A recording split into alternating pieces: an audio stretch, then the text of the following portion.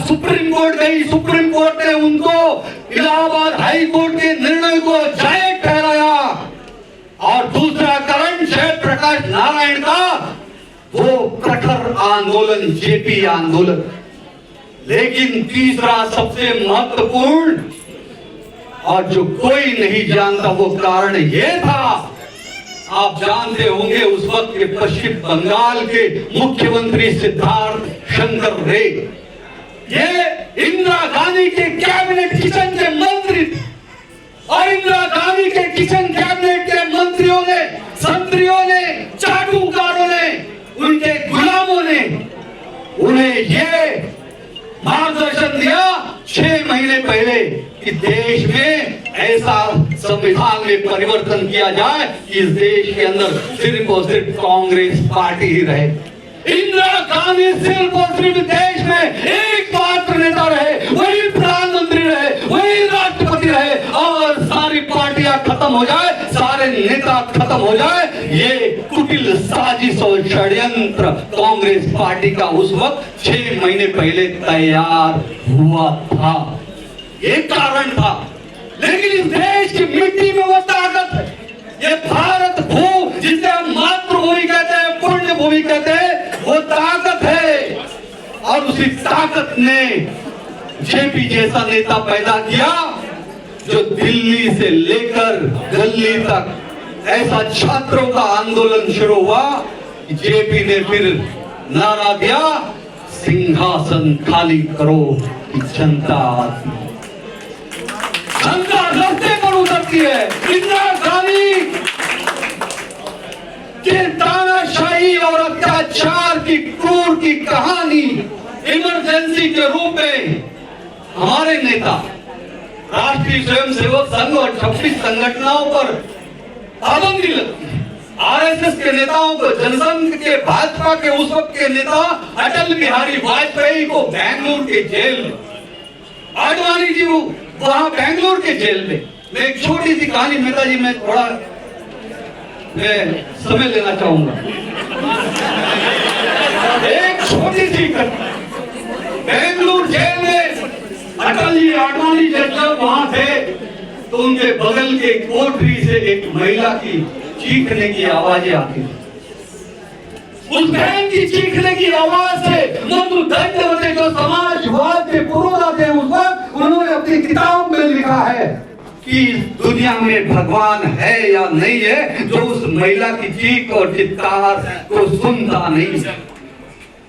और उस महिला ने अपनी डायरी में भी लिखा कि जब जेल के अंदर एक छोटे से कमरे में जिस तरह सिर्फ एक व्यक्ति रह सकता था, वही टॉयलेट, वही शौचालय, सब कुछ, जब वहां महिलाएं आती थी तो उन्हें नग्न करके प्रताड़ित किया जाता था। और उनको इतना टॉर्चर किया गया, इतना टॉर्चर किया गया कि उनकी हत्या जेल के अंदर की जाती है। और मेहता जी, आप भी चौंक जाएंगे कि महिला कौन? वो महिला थी स्नेहलता रेड्डी, तमिल, तेलुगु, कन्नड़ की सुपरस्टार अभिनेत्री, जिसके साथ ये हादसा होता है तो आप समझ सकते हैं कि फिर 20 लाख हिंदुस्तानियों के साथ क्या कुकर्म और क्या हादसे उस समय इंदिरा गांधी ने इमरजेंसी के रूप में किया था। अटल बिहारी वाजपेयी, जिनका घुटने का ऑपरेशन बाद में हुआ, ये इमरजेंसी में उनको जो प्रताड़ित किया गया था, जिससे उनका शरीर कमजोर हो गया था।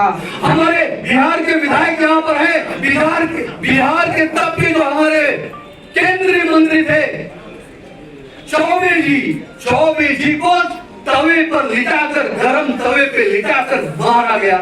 हमारे आरएसएस के और बीजेपी के कार्यकर्ताओं के नाखून निकाले गए, उनको रास्ते पर नंगा करके मारा गया, उनको उनके शरीर में जब तक पूरी तरह से वो टूट नहीं जाते थे, घरों में घुस करके मारा गया।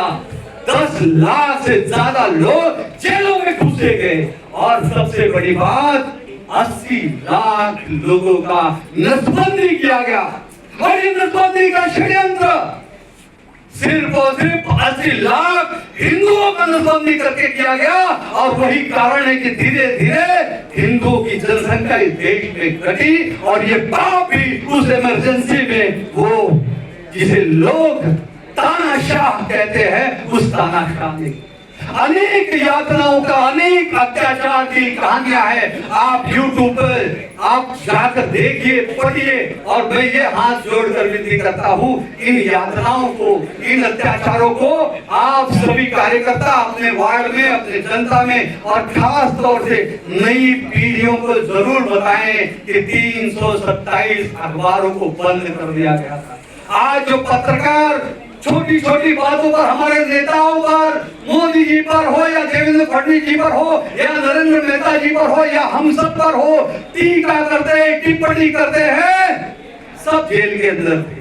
सारे अखबार बंद कर दिए गए थे, सारे जेल के अंदर ठूल दिया गया था। उस वक्त के सबसे बड़े संपादक कुलदीप नैयर ने अपनी किताब में पत्रकारों के साथ हुई यातनाओं का वर्णन किया है। न्याय व्यवस्था जो को उनकी बातें नहीं मानी जाती थी, यानी कि लोकतंत्र की हत्या में सबसे पहले जो लोकतंत्र में मौलिक अधिकार, स्वतंत्रता का अधिकार था, उस अधिकार को खत्म किया गया, न्यायपालिका के अधिकार को खत्म किया गया। और उसके बाद जो लोकतंत्र का चौथा स्तंभ पत्रकारिता होता है, उसको समाप्त किया गया। देश में त्राहिमाम हो गया। और इस बात को हम सभी को ध्यान रखना। दो बात मैं नरेंद्र मोदी जी को कंपेयर करूंगा।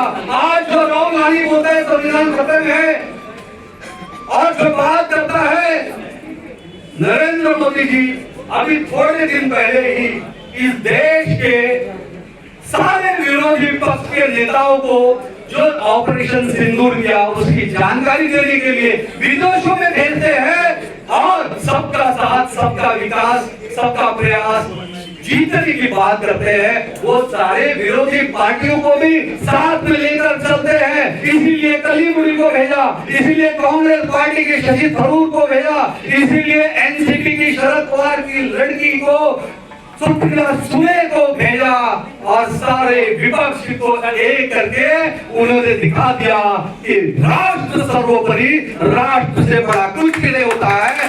भारत माता की